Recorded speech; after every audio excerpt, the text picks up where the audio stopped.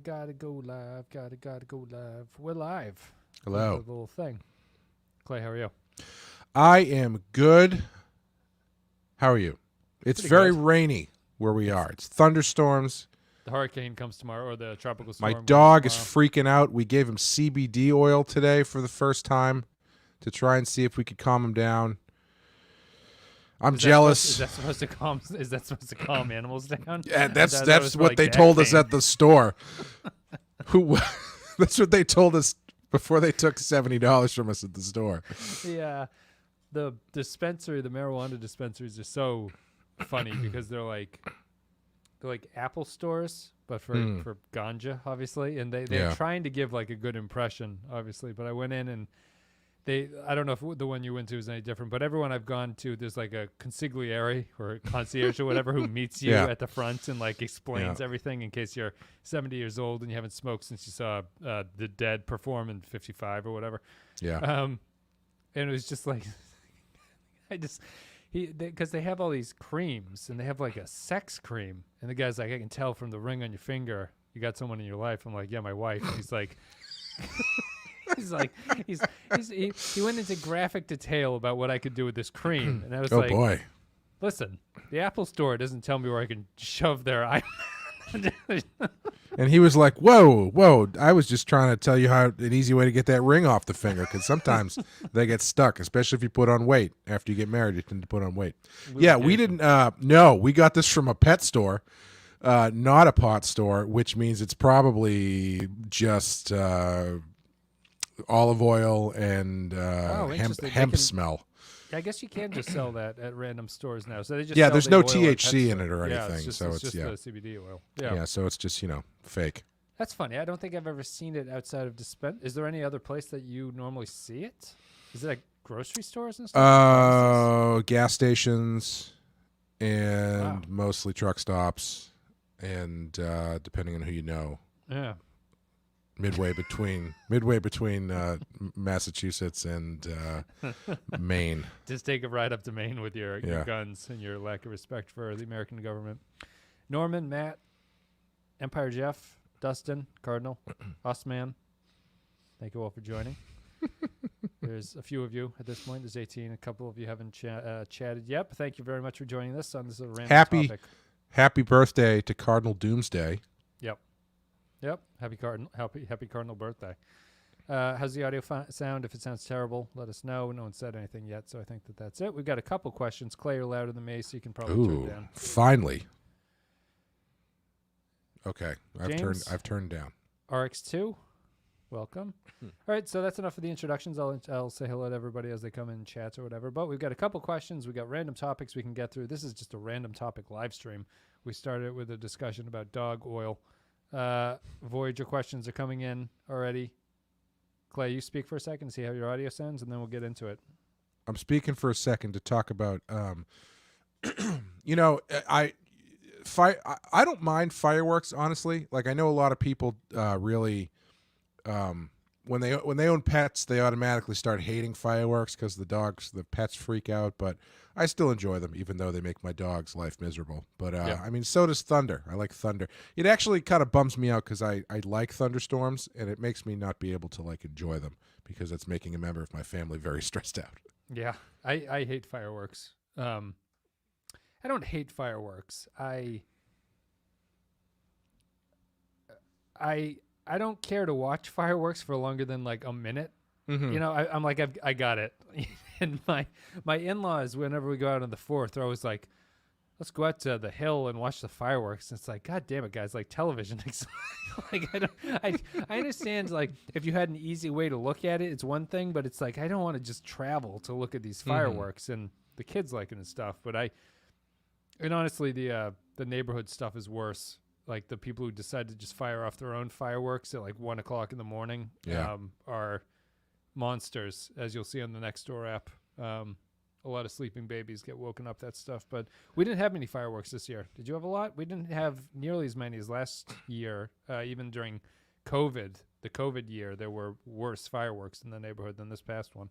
Yeah, last year I think there was a little bit of fireworks blue balls to use a Yeah. phrase. Wait, last because year or this last past? year, last year, because they weren't doing gatherings, so everybody that had them was just lighting them off whenever they felt like it. So there was fireworks the entire month of July around here, going like deep into the night.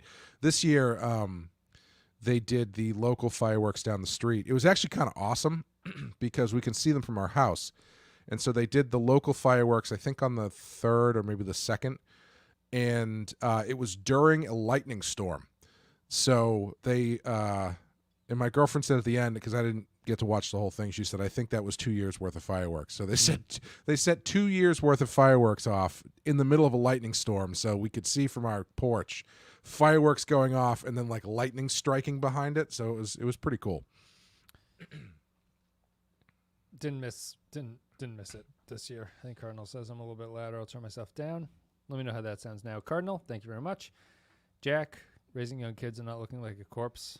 This is the worst I ever look. I had to shower before this. I looked like a corpse for the rest of the day, but I freshened myself up to be on camera. Dog hates fireworks. Doesn't mind thunderstorms. Never cared about fireworks. Barbara, how are you? Clay should go out and see some fireworks, get some sun. Hey, is that an insult? Hey, I've been playing tennis outside it might be 3 times a week for like 2 months at this point. It might be the white balance on your camera. Yeah, I might be a little bit more orange, and Clay might be a little bit more green. I don't know if the camera probably won't pick up my watch tan, so I'm not going to show off. Fireworks are banned around me due to fire danger. People still did them, but not like before. All right, we can get into it. Thank you, everybody, for coming out. Thank you for joining the live stream today. Hopefully, we'll be a little bit entertaining. Kill an hour, kill 55 minutes at this point. So we'll start. Did someone have a question up here that I can just go to? We have some Enterprise things. We'll just kind of group them together. Want to start with Enterprise, just because it's fresh in our minds? Sure. Well, to a certain extent. I posted on the Discord what people thought about what their favorite episode of Enterprise was to this point. And Norman here asked, so what are your overall thoughts? Enterprise Season 3 so far. For the record, this week is where I personally think things turned around. So Azadi Prime just came out, I think is what he must be referencing. We're ahead a little bit in recording, so we have additional knowledge. We're not going to talk about that, I don't think, at this point. But it also means I can't talk about Azadi Prime because I've already forgotten about everything that happened in that episode. So yeah, because we're 3 or 4 ahead of that at this point. Yeah. Azadi is the one where Archer gets captured and tortured. Right. And okay. that's that. And then the Enterprise gets beat up at the very end of it. Thoughts on Season 3 Enterprise as a whole? I was trying to think of what my favorite Enterprise episode was so far. And a couple people listed things in the Discord. You know, they get like Similitude, Carbon Creek, Twilight, Dear Doctor, Silent Enemy. The interesting thing is that a lot of people have different ideas about what it is. Regeneration, Proving Ground, Breaking the Ice, North Star. I guess my point is that a lot of Enterprise flows together for me. I don't know if you feel different. I don't know if you feel differently because I was more familiar with the Trek series that we'd done to this point, and I have not seen Enterprise outside of the first season. Enterprise really feels like a blur to me, down to the sort of vague titles. They're all like one-word titles about things. You know, there's nothing even evocative in the titling that they have going on. I feel like someone in the Discord said that they all have the same kind of energy, which I agree with too. They have I'll call it like the Rage Against the Machine tempo. It's like middling, not fast, not slow. It's like right in the pocket right there. So I don't know. I'll think about what my favorite one would be. I don't know if you have any thoughts about Enterprise as a whole to this point, or sort of the what your like memory might be when you walk away from when we finish this show and whatever how many weeks it's going to take, another half a year. Well, I don't think I could really say my favorite episode, and I think, well, on top of the fact that I tend to not remember them super well in general, I do have the same problem that you have, which is they do all kind of run together. There is something very samey about a lot of them. The production, maybe, I don't know if it's the production or what, But yeah, Do you it feel feels the same way about the other shows, or is it an Enterprise thing? Because I don't remember every single episode of the other shows, but yeah. I feel like I have a better one of like I could list 10 episodes from TNG and DS9 and be like those are good ones, but Enterprise would be like, Yeah, I would agree. Yeah, I could probably. I think stuff about the other ones stand out more than Enterprise, definitely. What would my takeaway be? What would I say if I wanted to talk about it after we finished it? Just basically what your general sense of it is now. I think it's very blue. yeah, it's very steel gray. Yeah, I don't know. Like someone asked me on Discord. Shit, let's see if I can pull it up so I'm not misremembering. Thank you, Mercer, for the super chat. I was behind on my scrolling, but thank you for the super chat very much. I don't think I'm going to be able to find it because I think it was on the Star Trek thing like a while ago. But somebody asked me.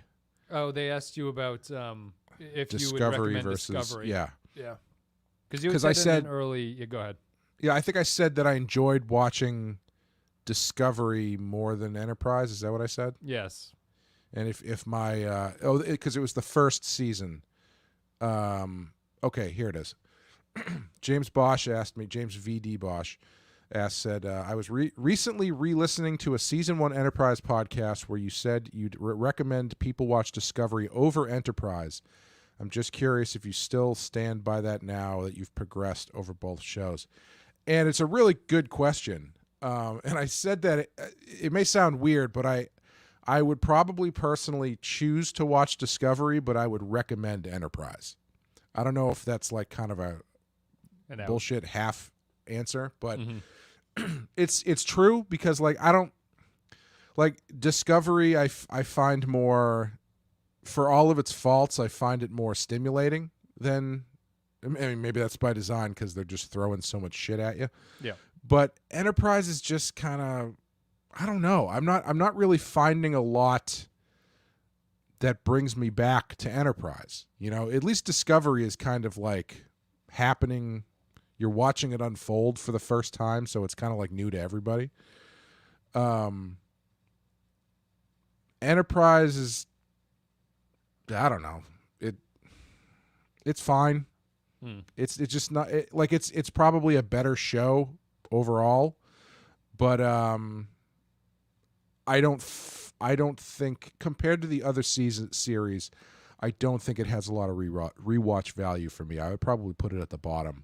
As far as rewatch goes. I don't think I'd ever rewatch Enterprise after this. No, I can tell you I will not. Yeah, and that's not honestly. It's not a quality thing. It's just like I don't find it good enough to really. I mean, let's put it this way: when I can't sleep, a lot of times I'll put on Star Trek. I have never put on an episode of Enterprise. Yeah, and it would probably put me to sleep pretty quick, but it just doesn't have that same sort of.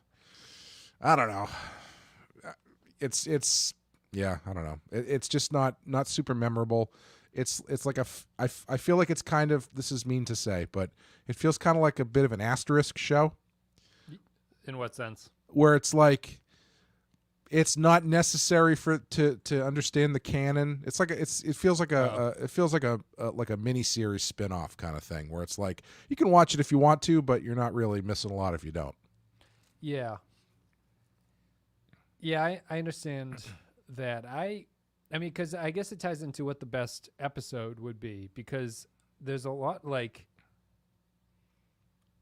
and this kind of comes into someone else. I think someone might have asked this in the chat, but Kyle also asked it in this thing. So you guys discussed the differences between scoring Enterprise compared to DS9, like how a 4 for Enterprise is a DS9 3. Do you see a difference between scoring for TNG, DS9, and TOS? Is DS9's 5 the same as the TNG or TOS 5? If not, why not? Are the criteria for what makes a great episode different for each series? We have a book that spells all this out, but only we can see it and only we know it. So you just have to take our word for it.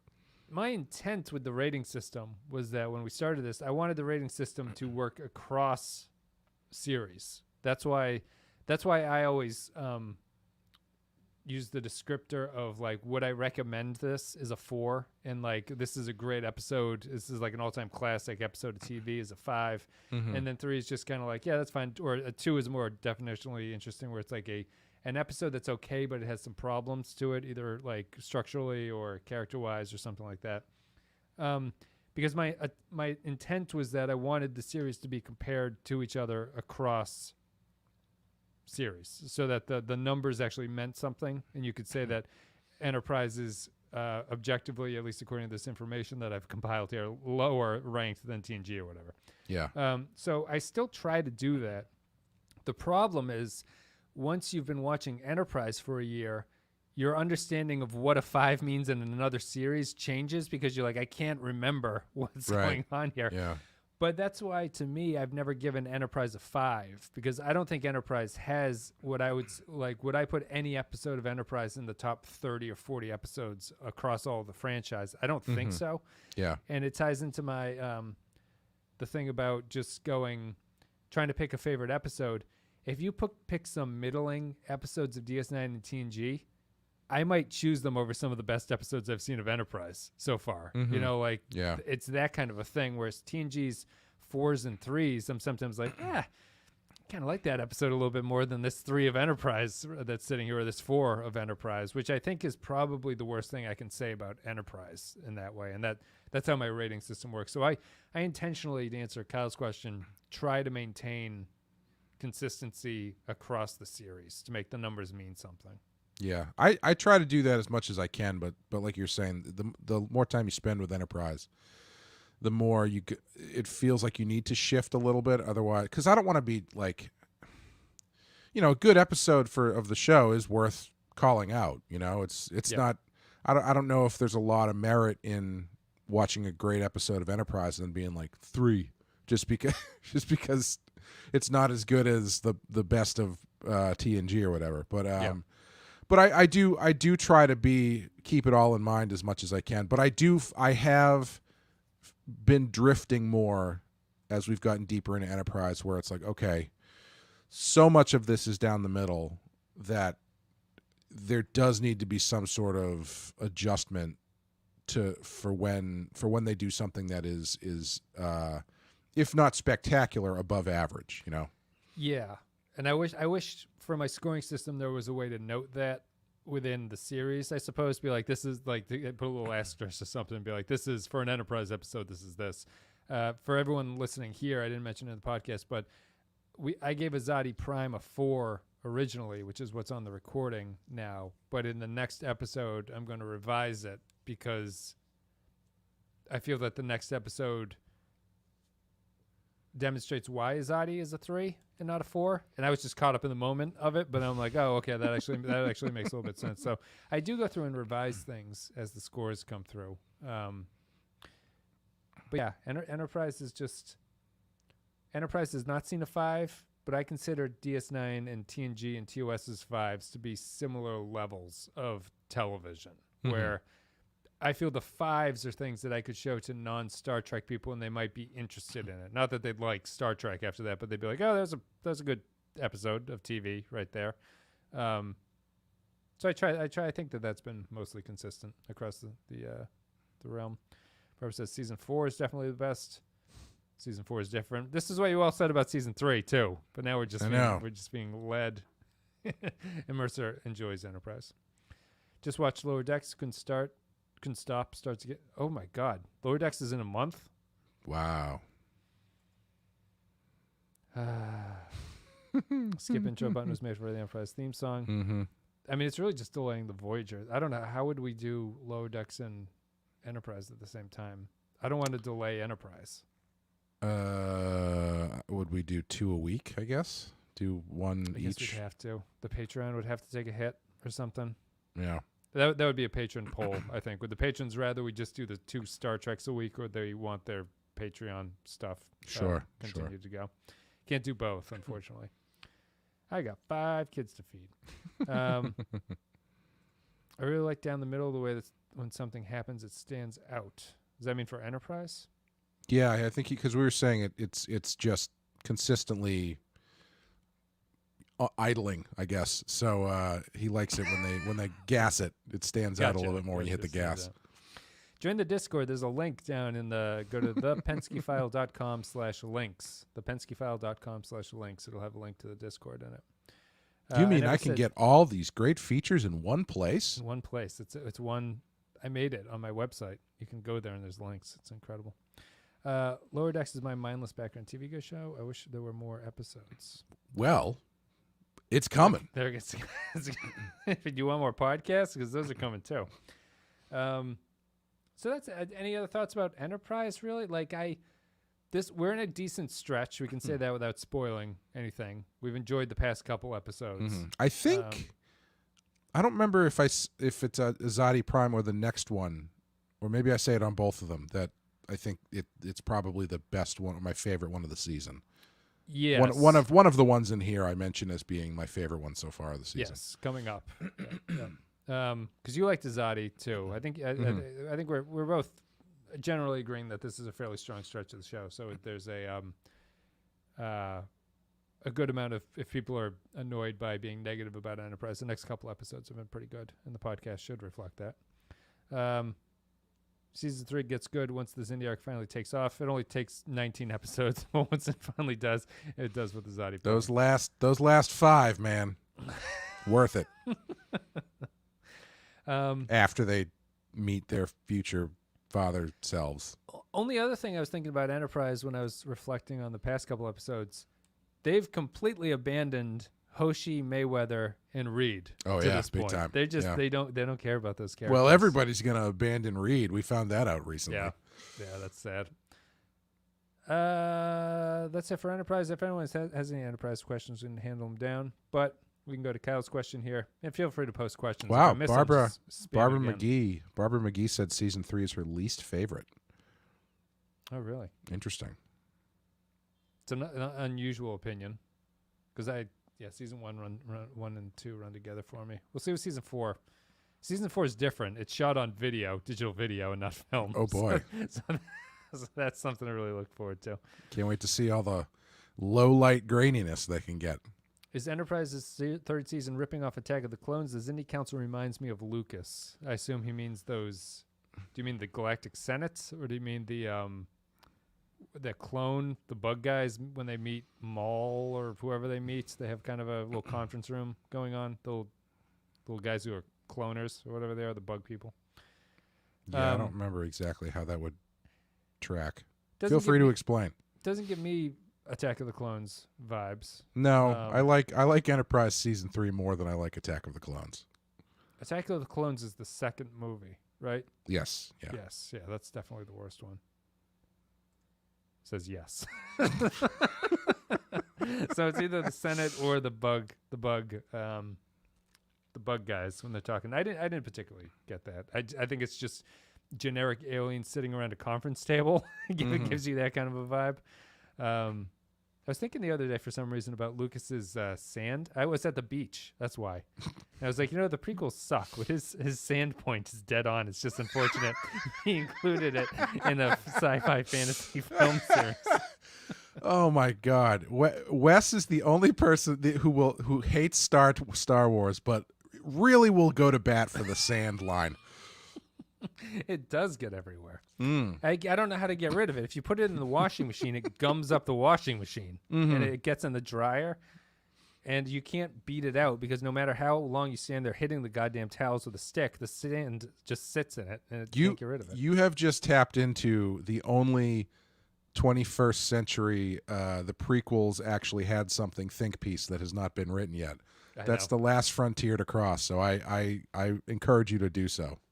I'm too old. All the Zoomers love the prequels now, so that's gonna be we're gonna die with that legacy of the Zoomers will be the only people still talking about Star Wars, and they'll be the ones talking about the prequels. I have a bet with Dave who has joined us to do the Star Wars until Solo broke all of us. Yeah.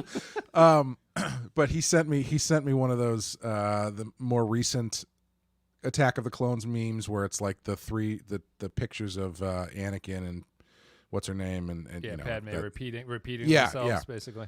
And he said, we were chuckling over it or whatever, and he said, I don't think the sequel trilogy, the Disney trilogy, is ever going to have. You don't see people making memes out of that the way they do the prequel trilogy. And I said, well, it's been 20 years since the prequels came out, so there's a whole generation of people who that's the stuff that they grew up on. So we made a bet in 20 years if no one is making Star Wars sequel memes, then I owe him like $100 or something. And he put the date in his calendar, so he knew exactly when to give me shit about it and collect on the bet. Yeah. So I went into my calendar and made sure that the day before that I make a whole bunch of Star Wars sequel memes and put them out there. Just throw them out there, see what happens. I think we talked about Cardinal Zoomer's a Generation Z person, so born in like 2000 onward, I think. Kyle Barrett, basically, he's a fucking Zoomer. He's very quick with the all of the clips that he sends us as well. So it's an apt. No, he's the best Zoomer, but he's still a Zoomer. Yeah. It's that kind of a racist thing. I don't know what it takes. Like, I think I'm too old to. If someone put a gun, I think I've said this before. If someone put a gun to my head and said make a good meme, I wouldn't be able to do it. My comedy, I think they're funny, but my like sense of humor does not work in a way where I mimeticize or whatever things when I see it. I just don't. Mm-hmm. I think it's just the younger generation's comedy has been molded in a way where they can do that, and it's weird to me because I don't see it at all when it happens. And I'm like, if I put these pictures together, that would be really fantastic, and that would be so versatile in a whole bunch of ways. It just doesn't work that way for me. I think it requires.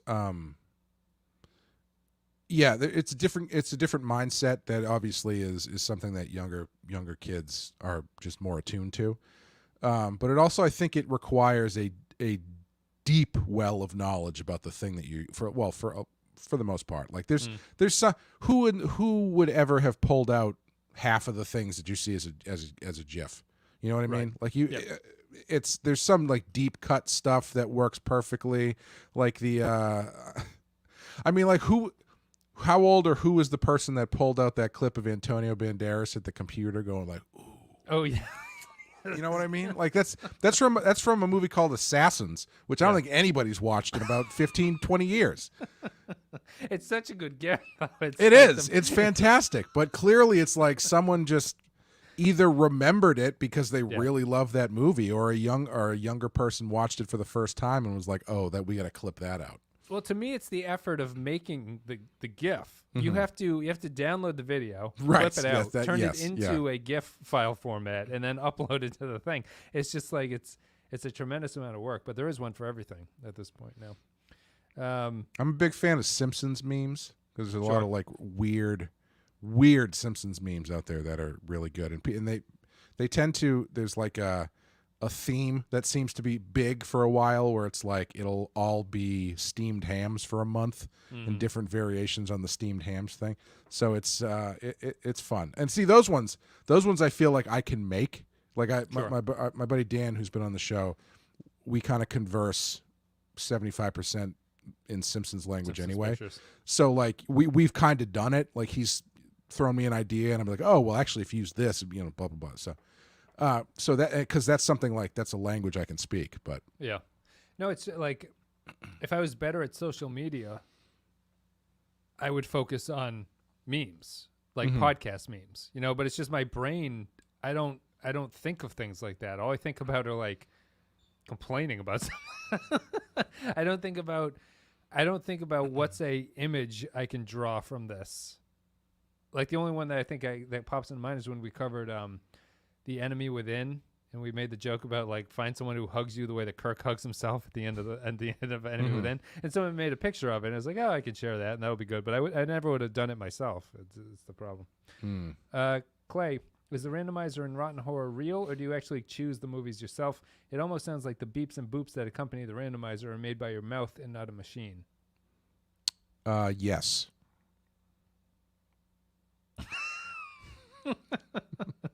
It is 80% real. You hit random.org, and if you don't like the number, you hit it again, and you say basically, yeah. Or like sometimes if I know there's something coming up, I will put my thumb on the scale a little bit. But you got to keep kayfabe and make sure that people come back for the show. So yeah. This is a very popular Voyager meme. The "you two friends" and "no yes" answer is one that's been. I always know that the memes are big when, like, if you follow a lot of like political Twitter, those people are big into memes, and they will always amplify whatever is the current meme of the day. Mm-hmm. Yeah, the Rotten Horror. I assume you pick the movie before you start recording, so that you know what you're going to say at the end. Well, is how yes, that we would works. have to watch the movie before we can. Oh, you mean the next movie for the randomizer? Yes, I usually. Because you're not editing out the blanks timing where you're hitting the randomizer. No, yeah, episode. I'll pick it beforehand. I don't really skip over that many though, because I mean the list has so much stuff on there that I'd want to watch anyway. Yep. Every now and then something pops up and I'm like, ugh, I'm not in the mood for that, so I'll just do it again. But it's I mostly go with whatever random number it sends me. Yeah, I do the same for when we do the sci-fi movie on Patreon. I've never skipped one, I don't think, unless we've seen it already. Obviously, then I'll have to skip it and redo it again. But yeah, it generally works out, and I can't think of a. I mean, the horror movies the same thing. They're good. They're generally good movies. So we haven't seen a sci-fi movie where it was like, wow, that was a colossal waste of time that we had to watch that thing. Like it's on a list of decent movies. So yeah, you'd think if it's on a list like that, it's at least watchable. Yeah. Someone had asked if you're going to say. Marissa asked if you're going to see Grogu. I didn't see season 2 of Mandalorian yet, so I don't know anything about Grogu. He might be dead for all I know. He's not Grogu dead, is not dead. He was, spoilers, saved by Luke Skywalker. Taken away by Luke Skywalker at the end of the season. I don't know. I don't even know if we're going to see a season 3 for a while, because it feels like that they're doing a Boba Fett show, which I kind of assumed was going to sort of take the place of season 3. Because you'd have 2 Mandalorian themed shows otherwise. Yeah. And I heard someone somewhere posit the idea that, the next season of Mandalorian is just a different story where the Grogu story is over, so now he's on to doing something else. But sure. Also, I think they would probably be shooting themselves in the foot from a money perspective, unless they come up with something as equally marketable and memeable as Grogu. Baby Yoda. Yep. There's only been 5 presidents of the United States with full beards, starting with Lincoln. Makes sense. I couldn't list who the other 4 were. I would say Lincoln. Who's got a beard? Like full Ulysses beards? S. Grant. Yeah, Grant would have Great a beard. beard. Did Garfield have a beard? Probably. And Grizzly Adams has a beard. Grizzly Adams did have a beard. No one just has a mustache as a president. I think that's something that needs to be. Teddy Roosevelt, baby, come on. He had like the fireman one, right? The fireman one. It's like the horseshoe that goes all the way down. No, I think he just had like it might have been like overgrown. I don't think it was a handlebar thing. Oh, okay. Yeah, I would consider that a beard. Loving Loki. I haven't watched Loki. You've been watching Loki. You seem generally positive on it. Yeah, I think it's great. I think it's by far the best of the series so far. It's probably not as stylistically adventurous as WandaVision was, but it is. For my money, it is the best written. It is like it's the most tightly plotted. Like the story is just really well mapped out, and I legitimately don't know what the end is going to be, and I don't feel like it's. Someone else said this, so I'm going to steal it. I feel like this one's going to stick the landing in a way that the other two, depending on your read of them, may or may not have. Did I read right that he came out as bisexual and then got in a relationship with a woman anyway? Is that what happened? I saw something like that, and I just kind of shook my head at it. Yeah, I mean, they mentioned that both of the. It's technically, I mean, they're not really in a relationship, and also it's himself, so I don't really know if that counts, or at least as it is right now. And I don't even know if I would say that they're in a relationship, but because I have a feeling I know what's going to happen to an extent with her character, and nobody has mentioned it. Like it's a fairly easy searchable thing, but I haven't seen anybody on the internet mention it. So we'll see. We'll see if it happens. I won't say what it is, but Matt Ross says Loki's fun. I was just gonna say if you look up, if you use a word, search for a word that is very commonly used with her and the things that she's capable of doing, and what the female version of someone who does that is called, you'll find a character who has a very similar name in a story that could be explainable in how she would be connected to Loki. So, but no one seems to be bringing that up. I assume if you go to the Thor wiki page, on the right-hand sidebar, the major antagonist will list that character, because I think that character is a top Thor villain. I think so. Yeah. The modern version might be a little bit different. Okay. But yes, generally it's not a name that you haven't heard before. Let's put it that way. Yeah. I think Alistair has the toy of that character. Cardinal, thank you very much. Australian dollars. It's like 17 cents. Thank you. Thank you very much. Ouch. Thank you very much for the super chat. You've always been very generous and a wonderful supporter of the show. Barbara McGee says they are talking about that. Okay. I just hadn't seen. I listened to a couple podcasts and nobody has brought it up. So I was, and one that is like, yeah, the villain thing. Yeah. I brought up the one that I do listen to frequently is hosted by two guys that have pretty deep knowledge of comic stuff, and neither one of them has even posited it. So I was surprised I hadn't heard more about it. So best Peep Show supporting character, Johnson or Superhands? You take yours. You've never seen Peep Show, have you? No, I know the name, but I've never watched it. It's Johnson. Not even close. But Superhands is good, but it's Johnson by far. Johnson from Peep Show might be like one of the funniest sitcom characters I've ever seen. I would say people should watch the show just for that guy and his performance as this boss. Maybe the best boss character. His line about having a 27-inch plasma TV in his office is one of my favorite sitcom lines of all time. I would recommend people watch it. Watch Peep Show. I think it's on Amazon at this point. It used to be on Netflix, but I don't think it's there anymore. Dustin Neely mentioned that tuberculosis put presidential facial hair out of style. If you scroll up a little bit. Does tuberculosis hang out in beards? I guess it catches on mustaches or something. You got a little tuberculosis on your face. Abe is the original gangster. That's true. What is the single best episode of TV that stands on its own? Oh boy, the episode of All in the Family when Sammy Davis Jr. comes over. The pilot to Married with Children. That's tough. I don't even know what show would possibly have the best episode of television within it. Yeah, that's a impossible question to answer, I think. Given the amount of television there's been over the past almost 100 years. Well, to narrow it down, would you say it has to be from could you include modern television dramas that are serialized in that discussion? I mean, are you saying because a serialized drama couldn't stand on its own, or because right? Well, if you were to pick if you were to pick one episode from a serialized story, there's a good chance that someone just being shown that episode is not going to get the full impact of what's happening here. Where episodic TV, like an episode of ER, is going to stand on its own, and you'd be like, "Wow, that was a really great episode of ER that I just watched." Yeah, I think that probably is going to slim it down a bit, but honestly, if you're looking at the sheer quantity of television that's been produced, it doesn't really slim it down that much because serialized TV is not really that old of a concept. It's fairly new.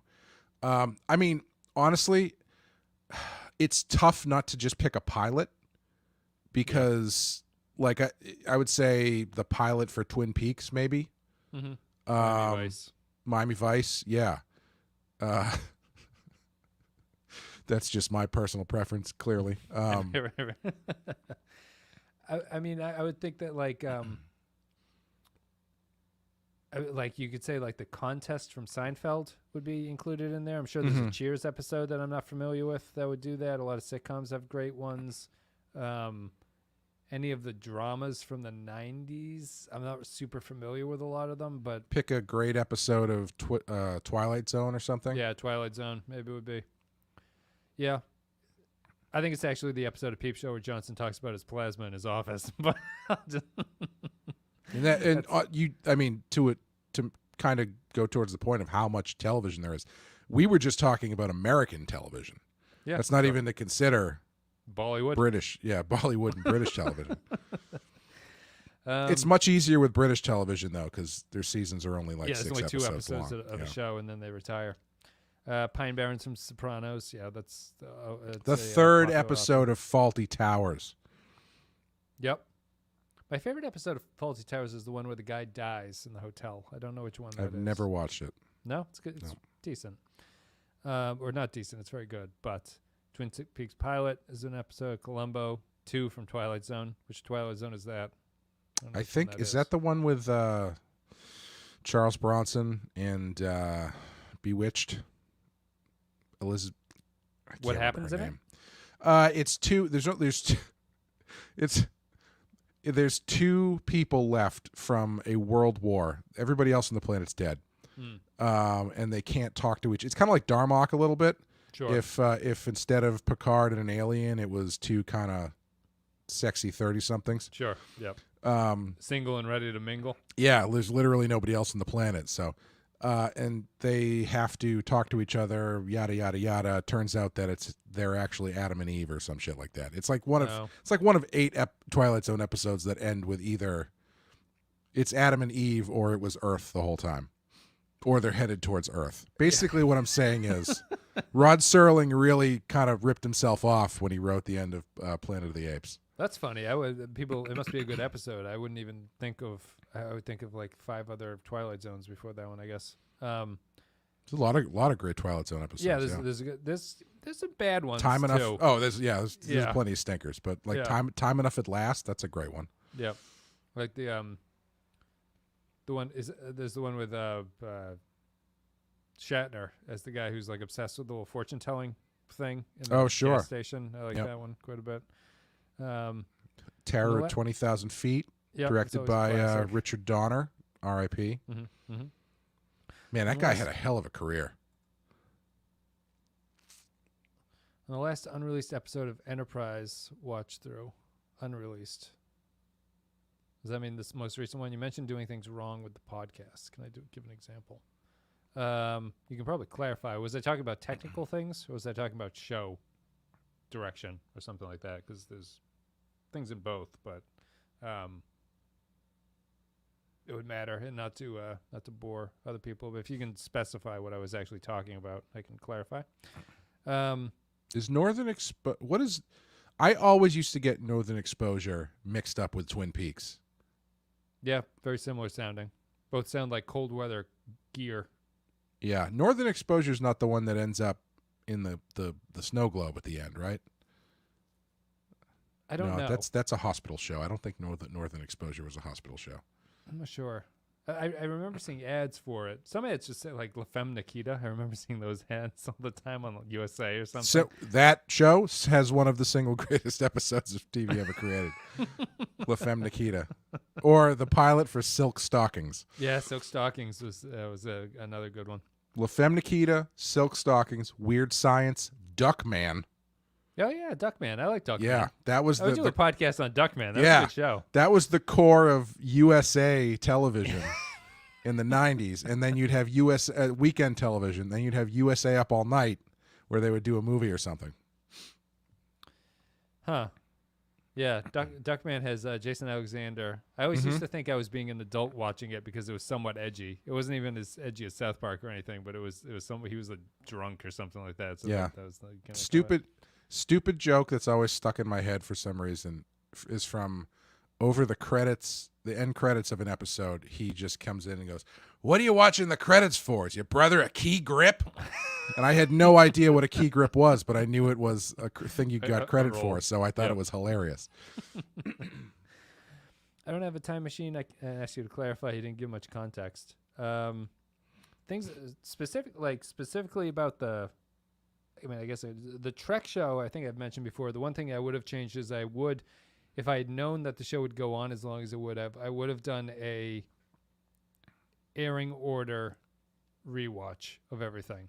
So it would have started with TOS, and then it would have gone into the movies and TNG, and then when the overlap started to happen, I would have started watching the shows as they aired against each other. So we would mingle TNG with DS9 and Voyager at a certain point, just because I think the only context we're missing was how the shows were playing off against each other at the same time, and to see like how they stood up against each other, or like when you had multiple Star Trek shows airing on TV, what that would mean, or how that would look in your memory as to when things were getting better and stuff. On a technical side, do I have any technical issues? No, like I think I would just operate on everything I do now, except I would have done it earlier. So the way that I edit and do post work on things would have just started from the start, and that's about it. But the way I've got it going now, I think I'm fairly happy with how this thing sounds and looks. For sounds, I'll consider the podcast angle. I remember us briefly recently talking about the name, picking something that was a little bit less ambiguous. The name for the branding name is bad purposes. for a podcast. Yeah, the name is it's a bad podcast name. I would change that as well. That's pretty much it, I think. I can think of there's not much else I would really have changed about it. Just the order, the name, and Big Wes's space-time hootenanny.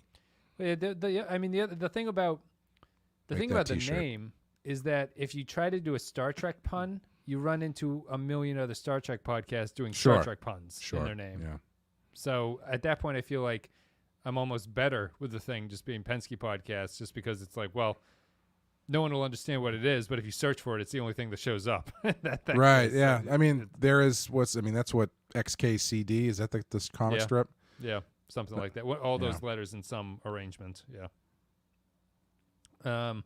That's what, I don't know. I'm not sure what I would change the podcast name to. Opinion of McFarlane's non-Star Trek work.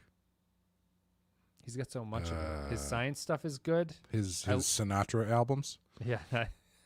Good singer. I loved Family Guy when it came out. I haven't seen it in a decade or more at this point. Those first couple seasons pre-cancellation of Family Guy. Whoa, yeah, man, those are good. Yeah, I haven't watched them. I haven't gone back to watch them. I don't know how well they hold up, but it felt really fresh when it came out. It was like, wow, this is a different kind of animated show. Northern Exposure was set in Alaska but filmed in Washington. I assume Washington State and not D.C., which would... That had to have been All right, you keep talking. I'm going to look it up. Duckman ended with a cliffhanger. I don't remember the cliffhanger. Was it canceled prematurely? A Million Ways to Die in the West makes you want to punch him in the face. I don't have big thoughts about McFarlane. He seems like a genuinely nice guy. He does a ton of shows, so I don't know if anything is really... he's got so much variety. I don't really hold anything against him. I don't think he's someone I avoid, but I also don't think I seek out his next thing. I don't think his movies are particularly good, but a lot of TV people don't do good movies. Larry David's movie was terrible. Yeah. Sour Grapes.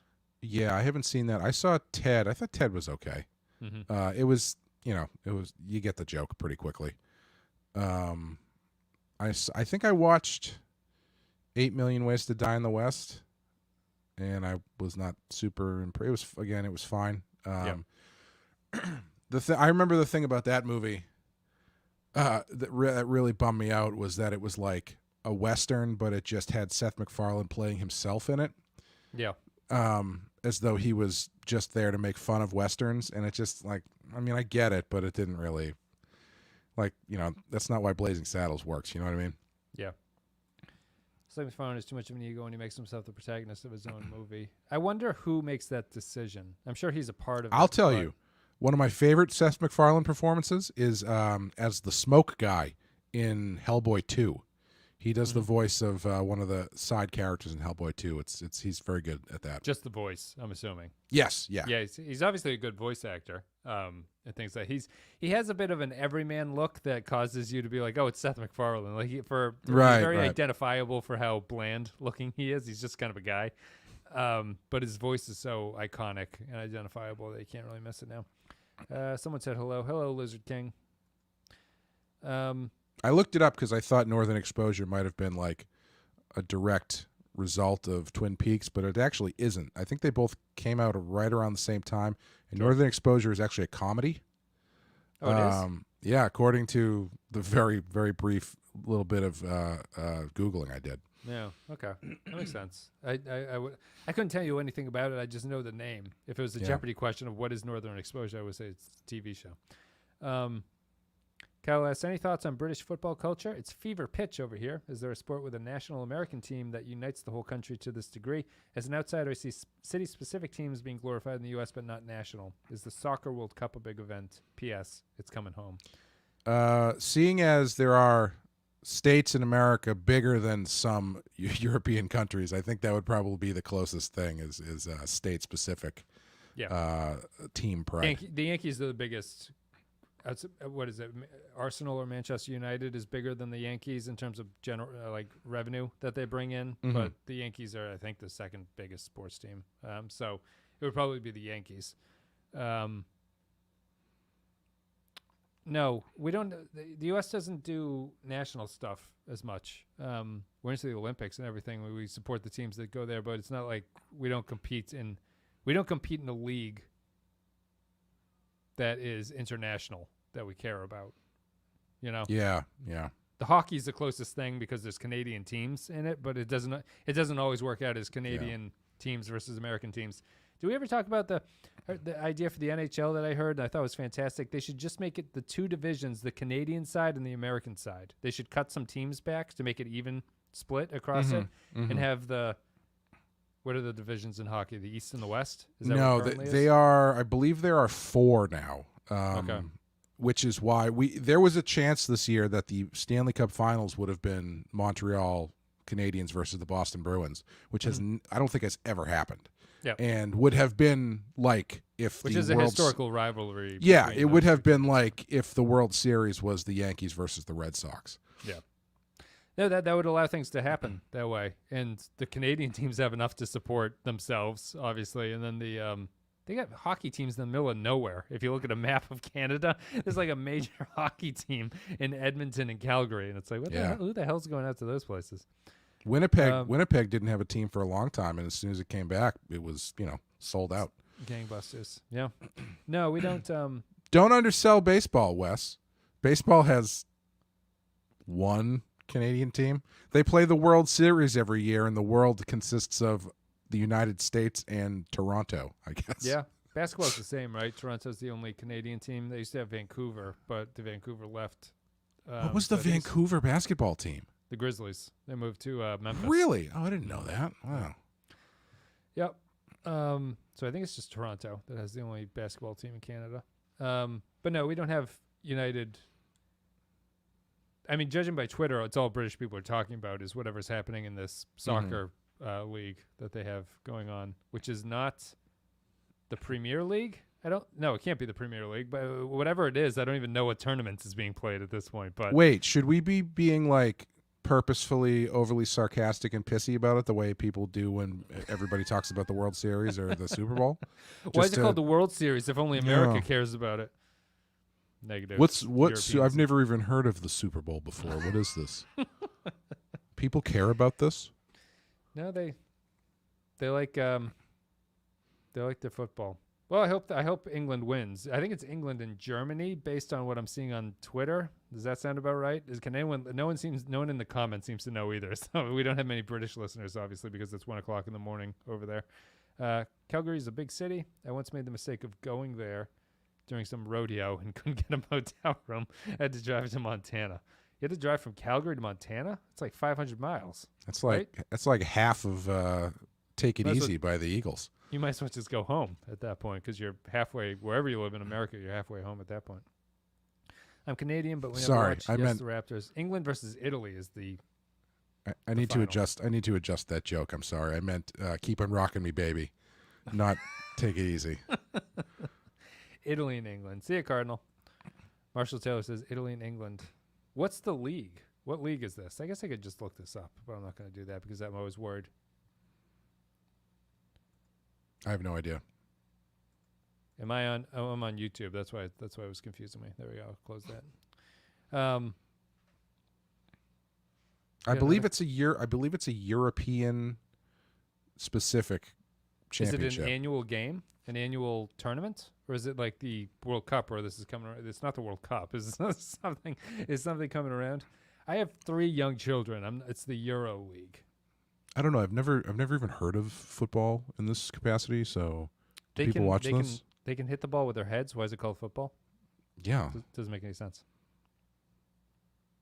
Just eat cheese and drink wine and watch people kick a ball around a field. Where's the fun in that? the Euro League. Sun didn't set till midnight.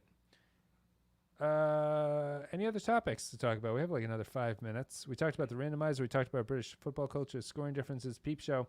They wanted to know when we're covering Solo. I think Kyle's asking that facetiously. I'd rather talk about Rush songs and sports. Here's a Rush point. I can give a Rush point.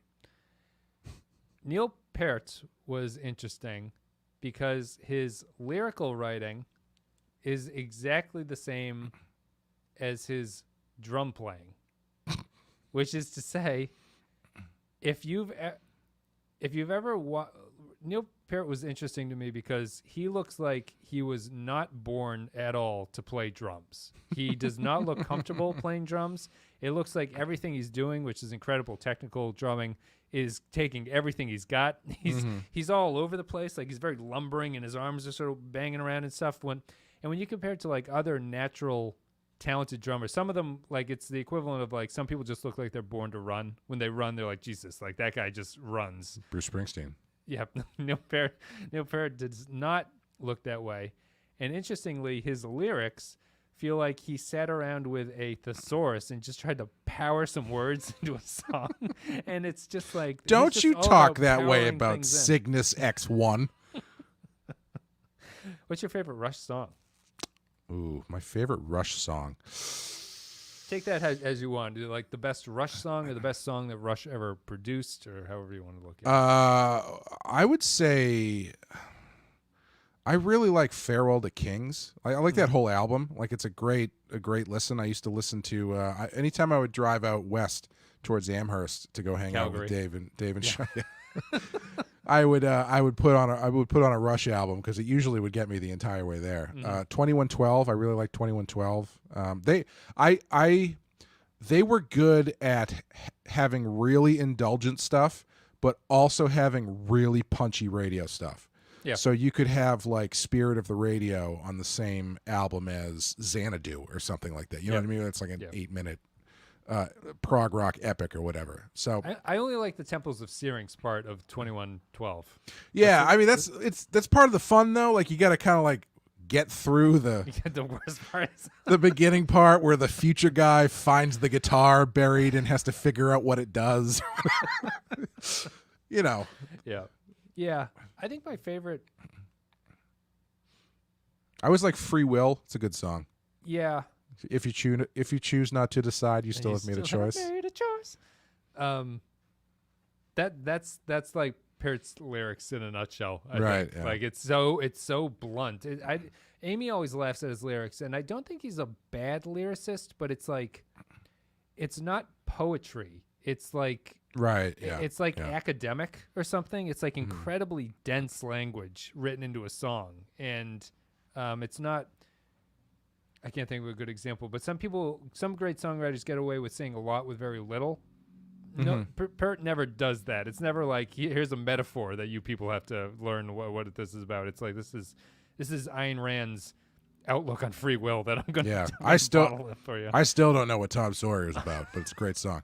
I actually, I think probably if I had to pick like of the ones people would know, Subdivisions is good. Yeah. I've always really liked Limelight. I think I really like the lyrics in Limelight. I think that's probably his most introspective lyrics too. At that point, it's still like blunt, but I think it's good. Spirit of Radio is good. Limelight's good. Subdivisions is okay. Those would be my top 3. I don't really like the super Red Barchetta. proggy. Yeah, that's too strange, I think. I loved playing that song, though. I had the Rush drum songbook, and that's a fun one to play. It's not super difficult. YYZ, great song.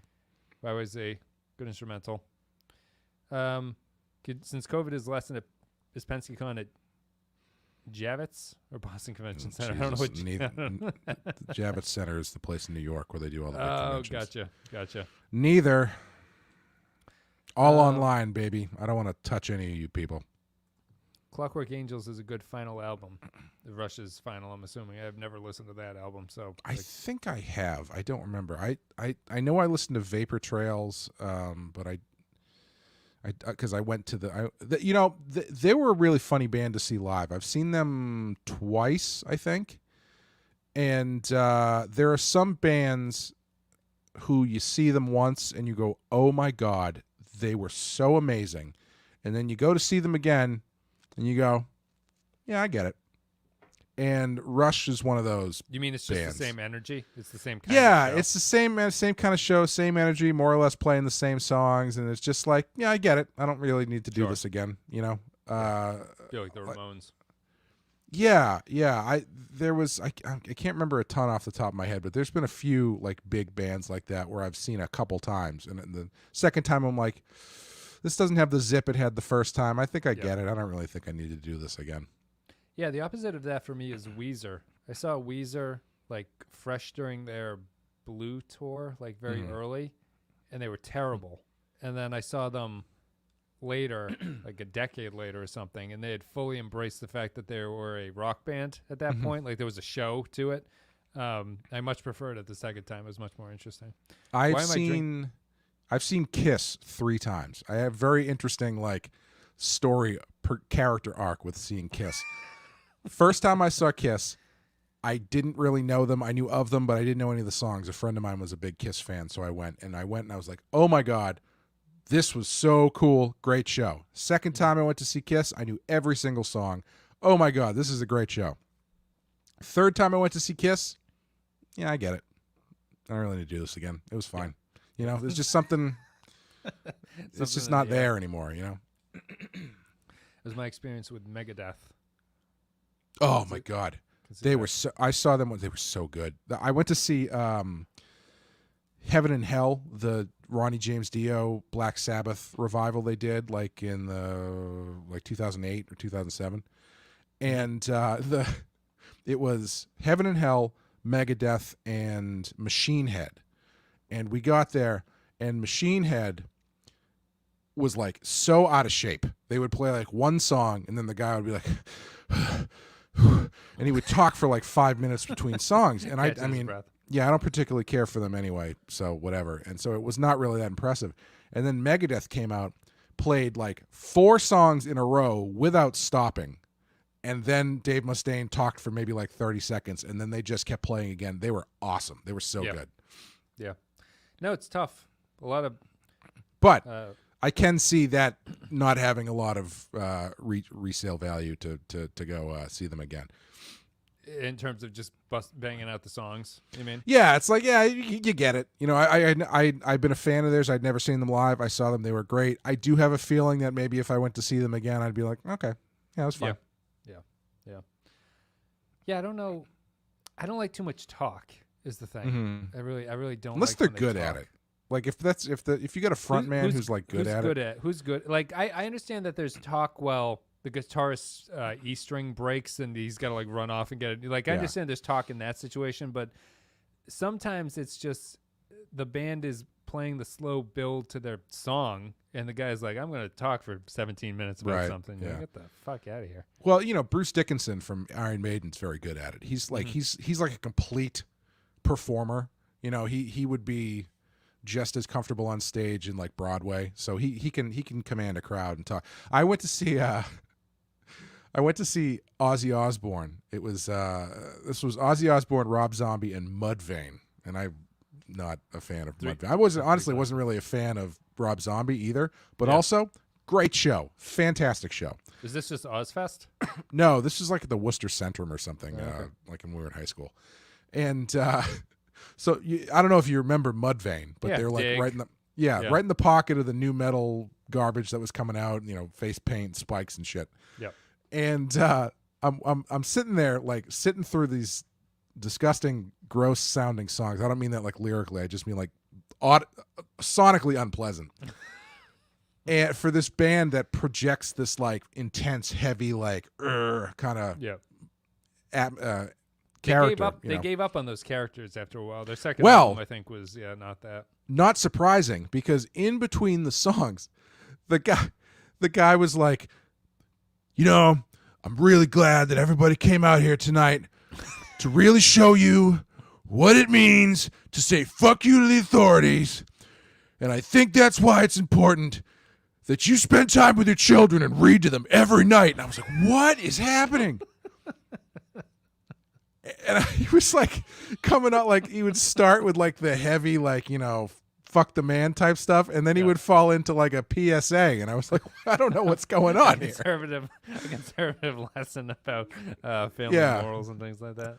I don't think you should do what anybody says, but I think you should respect the police. It's like, what? It had a lot of good points. Yeah. Rob Zombie, really good show though. I It would was imagine right. they would do- It was right like when he was having legal battles over House of a Thousand Corpses. So like Oh, half sure. the show was him complaining about Point that. about it. That's And probably showing the best clips motivation. from the movie and stuff. It was really good. It was a great show.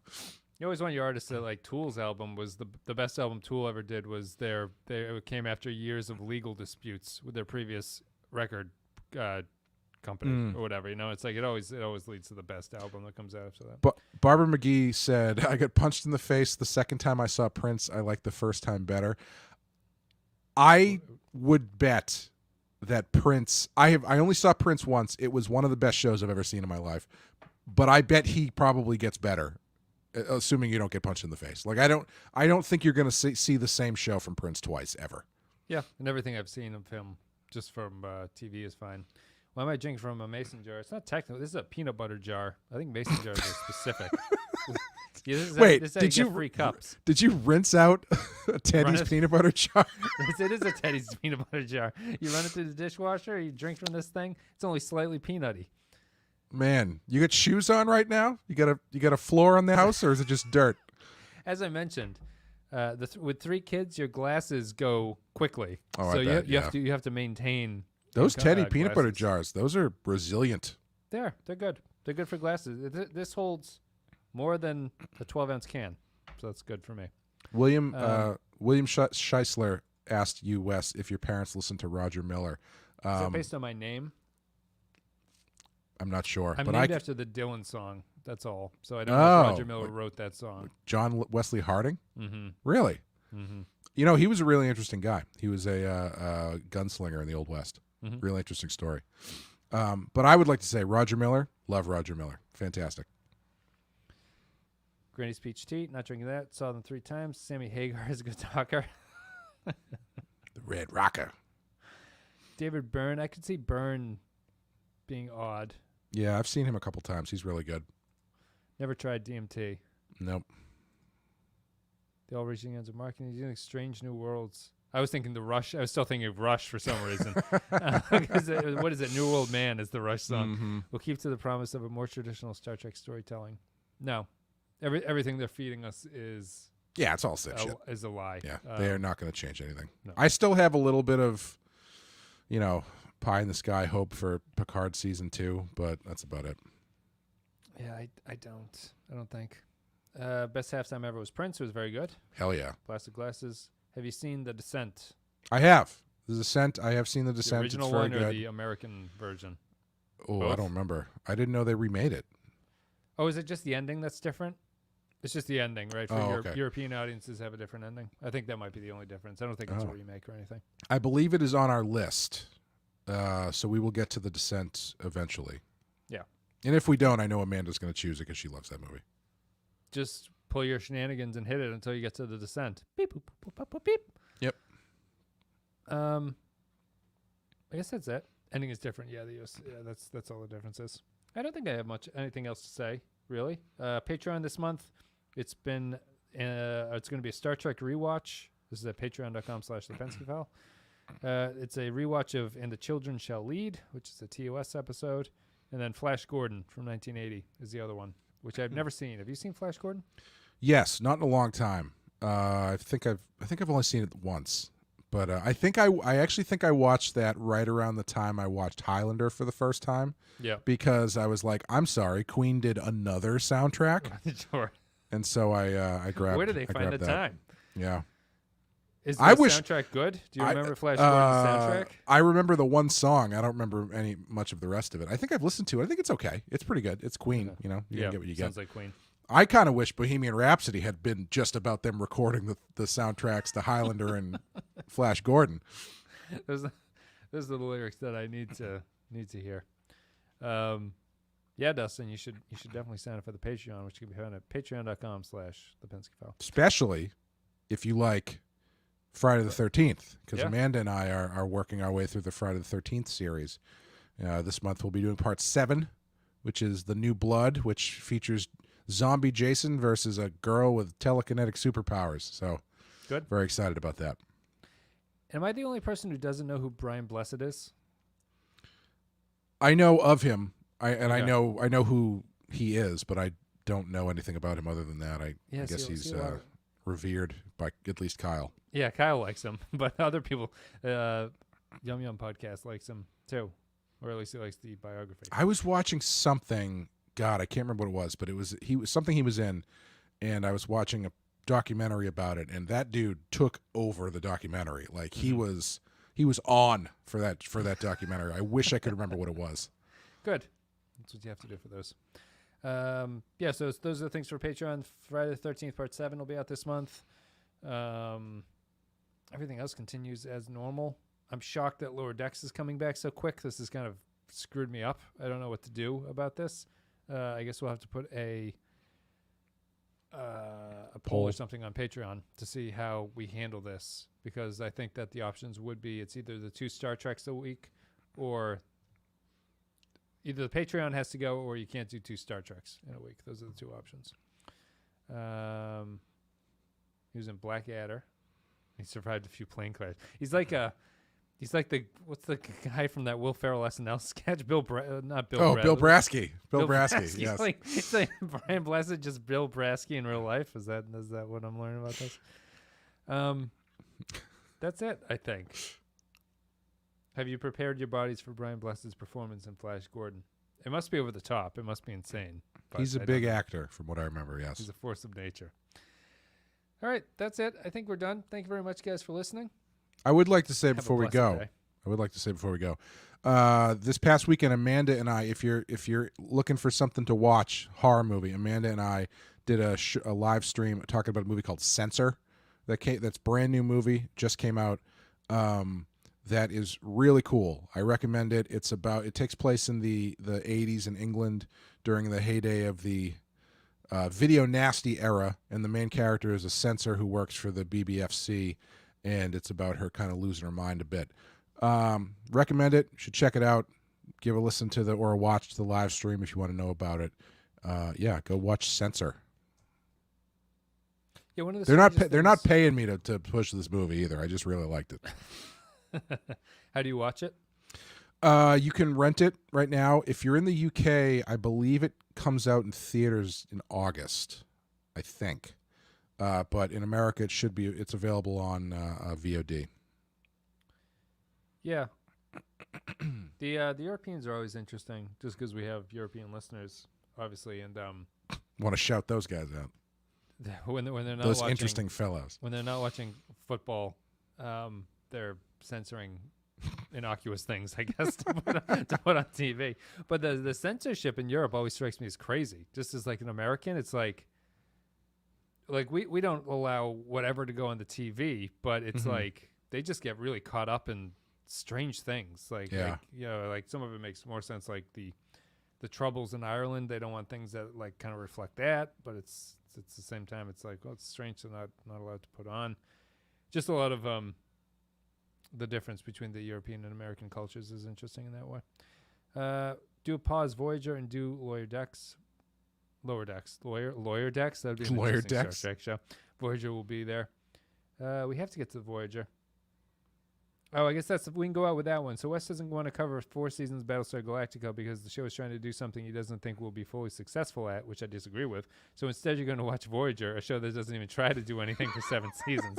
Well, I know where my bread is buttered, Kyle, is the difference there. Yeah. Where Battlestar is additive to anything, and Voyager, for all of its unadditive narrative techniques, is additive to the Patreon account. So It's true. there are things that matter. I mean, we could start another level and just have a race or something. I don't know how you would do that because I guess it's all one money feed, but like, a race to see which goal would get higher. Yeah. I mean, basically, yeah. yeah. Is there a way to track, like, have people write in why they're giving the money? There's a way to tell when they leave. They let you know what happened. So if we see a lot of I don't like Battlestar, I don't like Voyager, I guess that would be the way to tell. I don't have a it's yeah. We talked about it in the miniseries, so it's not a spoiler because that was Patreon exclusive stuff. But Battlestar just doesn't grab me for some reason. I'm not like I've got to continue. Like I just watched Mayor of Easttown, the first episode of that last night. Just didn't grab me really. You're like the only person in the country that didn't love that show.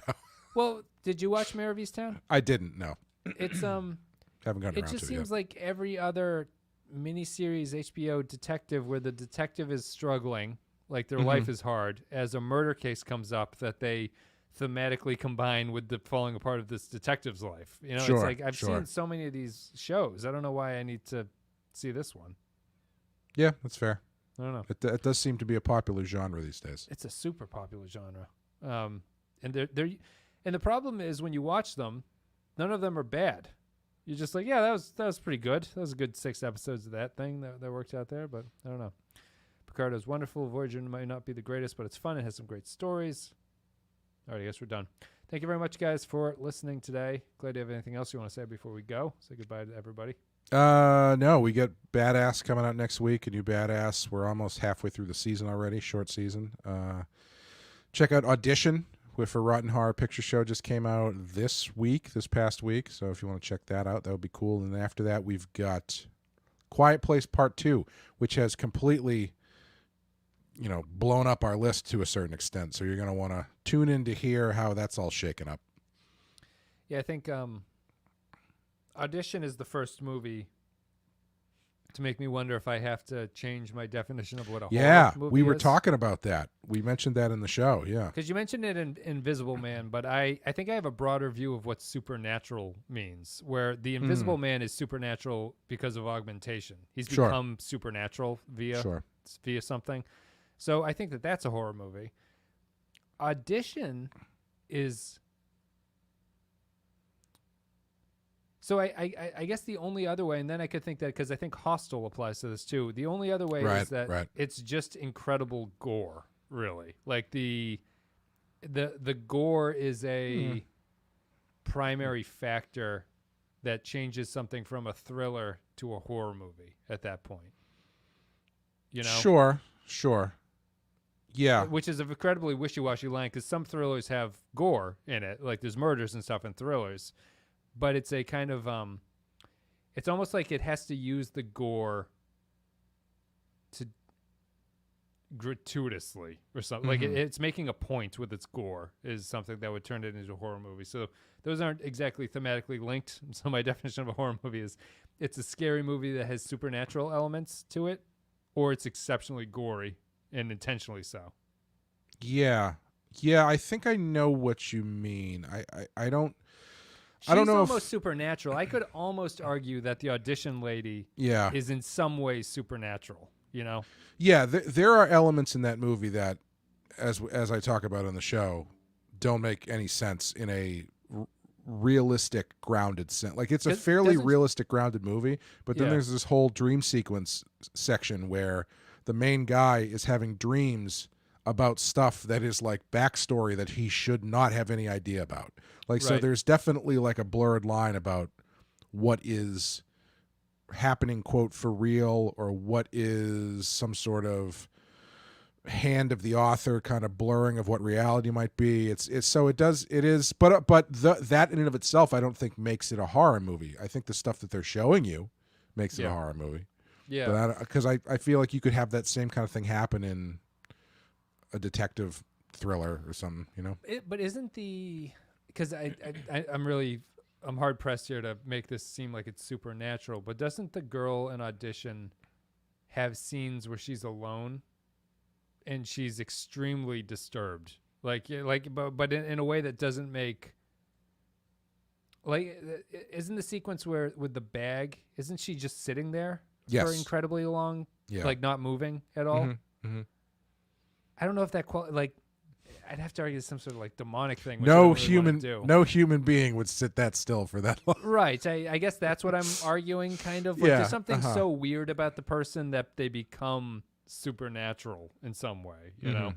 I don't know. That's all I've got. Yeah, I don't think supernatural in the case of Audition is a hard line definition. I think you could use that word if you wanted to, but I don't know if that's I don't think you can really put it in a box, really, you know. Yeah. You guys can check that one out. Did you bring back the video due to popular demand? Yes, essentially. Sort of, yeah. YouTube only really makes sense with video. Found an easier way to do it too, so it made our lives easier. Yeah, so it does work that way. Well, it made Wes's life easier. I don't give a shit.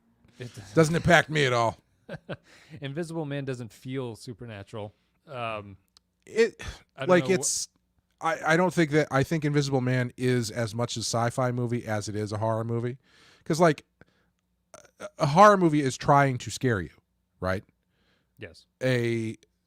Like Alien is a sci-fi movie, but Alien is also trying to scare you. Yeah. Invisible Man is trying to scare you, so I would count it as a horror movie as well as this. That's why I don't really think I would call. We talked about this when we were doing Predator. I wouldn't really call Predator a horror movie, because I don't think Predator is trying to scare you, really. It's yes, it doesn't have many scare scenes. Yeah, which we actually talk about this a bit in Quiet Place Part 2, because I didn't really think that Quiet Place Part 2 was cared really about scaring people. It just kind of was like doing its thing, whereas the first one was very interested in scaring you and playing with tension and stuff in a way that I don't really feel like the second one was. Yeah, to answer my definition of supernatural is something that is above the natural order. Yeah. Like ghosts are usually considered supernatural. Aliens would be supernatural. I consider augmentation. He has made himself superpowered, basically, which is supernatural. Like I consider comic book heroes who aren't like born mutants or something, who have done something to themselves, to be supernatural. So like the Hulk is the supernatural creature. That's why I use it that way. So there's not a lot of horror movies, I think, that do that, which makes it kind of feel sci-fi, because it's a sci-fi explanation about how you would do it. But I think it works for what it is. All right, Cardinal, you're back. We're out. See you guys later. Let's all get out of here. Cardinal's back. Let's get the fuck out. Guys, thank you very much for watching the live stream. Hope you have a good night. Stay dry if you're in the path of this tropical storm that's coming in. And otherwise, we'll be continuing with all the podcasts and stuff. I don't think anything else is really on the can. But join the Discord, social media, blah, blah, blah. Discord is the better way to go about it. Make the Discord pop again, I guess. I haven't gone on Twitter in about a week. I schedule things from a site that's outside Twitter, and I don't go onto it, and I don't feel I'm missing anything. So I think I'll focus my energies on the Discord instead of Twitter, and just schedule things to post on Twitter. Yeah, Twitter is I'm not saying anything that is new to anybody, but that Twitter is generally pretty awful. So yeah, it's just, my other option is that I just go on and just don't follow anybody, but then Twitter's algorithm will still be pushing shit at me that I'm like, I don't want to see what Bob asshole liked on Twitter. I don't even follow him in the first place, so it's shown to me. Bob asshole is a great Twitter account, though. It's good really Twitter funny, handle. insightful, links to a lot of good articles. Chevy Chase, we'll go down this one. Chevy Chase, you mentioned Chevy Chase. I have not seen Invisible Man. Quentin Tarantino had a great point on a Joe Rogan podcast about the difference between Bill Murray and Chevy Chase movies. I thought it was fascinating. You can find it on YouTube. Yeah, I listened to that. That was interesting. Yeah, It's a good point, I think, and it's true about all Bill Murray movies. But you guys can go watch it. I like Quentin Tarantino. He always has something interesting, or he has some perspective. I think what he's describing though is character development, but I understand what his point is. Yeah, well, character development specific to each actor, and Right? What they Yes. like to do. Yeah. All right, thank you very much, guys. We will see you later.